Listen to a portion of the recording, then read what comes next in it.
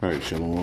First off, I want to start off by saying all praises, honor, and glory is due unto Yahweh, by Hashem Yahweh Shai, by Hashem Rekakadash. That's all praises to the world calls God, whose true name in the Hebrew is Yahweh, by Hashem meaning the name, and Yahweh Shai being the name of the only begotten Son. Also want to say double honors to the elders and apostles of Great Millstone. Peace and mercy to the hopeful elect. I'm the brother Tazaba, the Great Millstone, Arizona camp. Lord will with another video to edify. And this one is gonna be, I think I'll label this for we do not war after the flesh. Right now, you see the article on the screen. This is from End Times headlines. It says Christian warrior training explodes as churches put faith in guns amid a surge in violent attacks. And that's what they have. That's what Christians have their faith in, the flesh. It's not in the scriptures. It's not in what the Lord said to do. This is why when the whole COVID thing was going on, how many churches were telling all their parishioners to go get the shit? And look at all the harm that has caused people health afterwards. So, you know, it's only showing more and more who the real believers are, who's not. And you churches, you so-called Christians, are far from the truth. It says churchgoers are now arming themselves and signing up for warrior training before heading into weekly services as violent attacks in houses of worship surge nationwide. All right. It says Sheepdog Church Security, founded by Chris Maloney in 2014, is one company that trains volunteer safety and security teams to protect houses of worship while keeping faith at the center. And there is nothing wrong with you having a firearm, but for you to tie it into your sense of faith in this thing, when Yahweh Shai was strictly against it. I mean, you had a disciple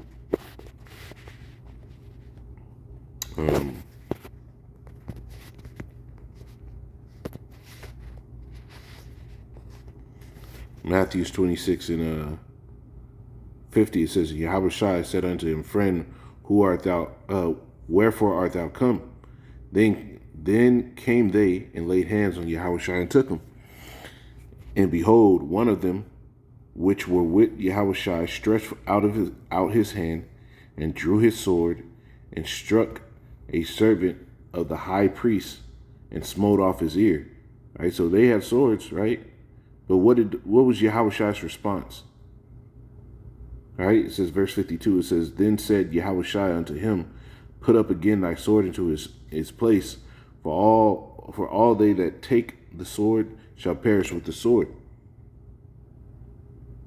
You see, all they that take the sword shall perish with the sword. So Yahweh Shai wasn't even on the tip of go out there and get armed. Now, if you have that and in self-defense something happens, cool. But for you to sit here and push faith in that rather than faith in the scriptures, right? Well, what about the talk of judgment? Why are these people getting hit up in these churches? What's going on in the churches that the Lord isn't providing that protection? Right? Well, the Spirit of the Lord ain't there in the first place, and we're in a time where judgment's going out. But judgment isn't talked about in the churches, so this is a dynamic that's never touched on. But for us, being in His faith, right? This is 2 Corinthians 10. And you got Israelites that sit here and say the same things. They want to go out to camp with AKs and all that. Well, you living by the sword, you're going to die by it. You want to sit here and make that your confidence, you're going to go out by it. It says 2 Corinthians 10 and 3, it says, For though we walk in the flesh, we do not war after the flesh. Right? Yeah, we're in the carnal. Yeah, we're in this fleshly world, right? We got to eat, sleep, go to work, right? We deal with sickness, illness, all those things. There's going to be external fights that happen. It might even get physical at times, but we do not war after the flesh. Our thing is not to be training with arms. Our thing is to be training in the spirit, because the Lord is going to sit here and protect us. The Lord is our shepherd, right? It says, for the weapons of our warfare are not carnal, right?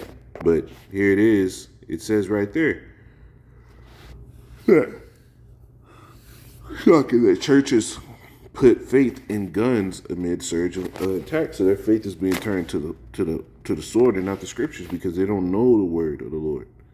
For the weapons of our warfare are not carnal, but mighty through the Most High to the pulling down of strongholds. Right? It says, casting down in imaginations and every high thing that exalted itself against the knowledge of the Most High, and bringing into captivity every thought to the obedience of a Mashiach. You see?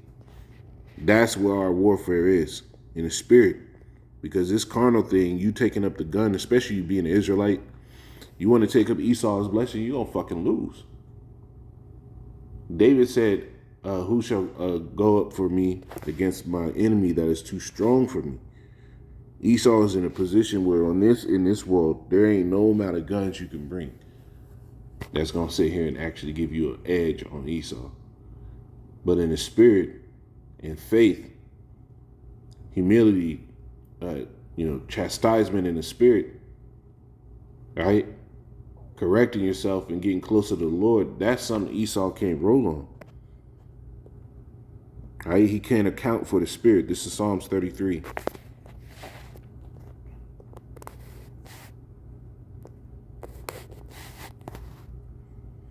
In 16 it says, there is no king saved by the multitude of hosts. A mighty man is not delivered by much strength. You see? Ain't no matter war, ain't no matter army, no numbers, no weapons. Right? No king is delivered by a multitude of hosts, and a mighty man isn't delivered by his strength. The battle is outside of us. The scriptures tell you the Lord is the one that decides the victors. Right? It says a horse is vain thing for safety, neither shall he deliver any by his great strength. Behold, the eye of Yahweh is upon them that fear him, and upon them that hope in his mercy. And that's what it is. If we know that the battle is given to the Lord, well, shouldn't you fear the Lord over whoever the opposition is? It says to deliver their souls from death and to keep them alive in famine. And this is our hope. It says our soul waiteth for Yahweh. He is our help and our shield, our defense. It was no fucking gun. For our heart shall rejoice in him, because we have trusted in his holy name. Let thy mercy, O Yahweh, be upon us according as we hope in thee. Right? Right? So if you expect the Lord to sit here and you hope for the Heavenly Father to stand in the way of bullet instead of angel, well, hey, if your hope is fully in that, hey, the Lord is going to make it happen at some point if you got to cross that threshold. But many people in the world, they don't have that same mindset, and these Christians definitely don't. There's Israelites that sit here and don't even preach that mindset among themselves. But the men of Great Millstone do. It says Psalms 55 or Psalms 44 and 5. It says, through thee will we push down our enemies. Through thy name will we tread them under that rise up against us. For I will not trust in my bow, neither shall my sword save me. But you got them sitting there thinking that the arming up in churches is going to deliver them. You got Israelites that sitting there thinking that having bulletproof vests and AKs at camp is going to save them. That them going to the gun range is something to promote. But it says right there, neither shall the sword save me. But thou hast saved us from our enemies and hast put them to shame that hated us. And the Most High we boast all the day long and praise thy name forever. You see? So in the Heavenly Father, we boast all the day long. In the Heavenly Father, we praise his name forever. We have our expectation on the Lord, not the shit of this world. Nothing in this world is going to protect us from this devil except for the Heavenly Father and his Son. It's Job 5.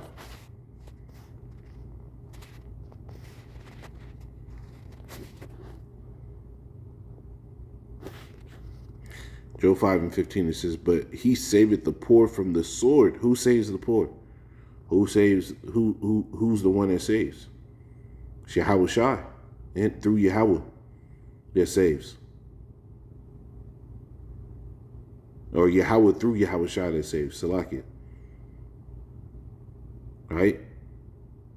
not your own carnal attempts. That gun can jam. Your strength can fail. You can seize up, but the Lord don't seize up. It says, but he that saveth the poor from the sword, from their mouth, and from the hand of the mighty, so the poor hath hope, and iniquity stoppeth her mouth. You see, our hope is in Yahweh Shem Yahushai, nothing else. It's Hosea 1. Where we at?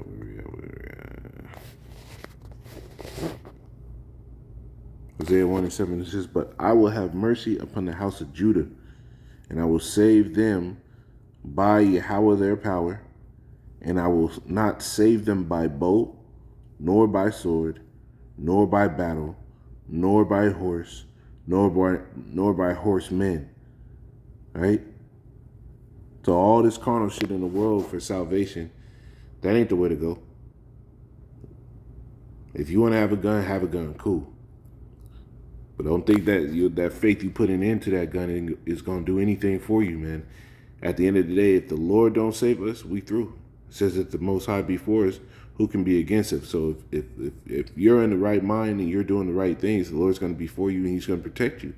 But if you're not, you're going to be out here with the wolves, right? With the big teeth. But Lord willing, this is edifying. I'm going to say, call law. Yahweh Shem Yahushai, Bashem Rakakadash. Double honors to the elders and apostles of Great Millstone.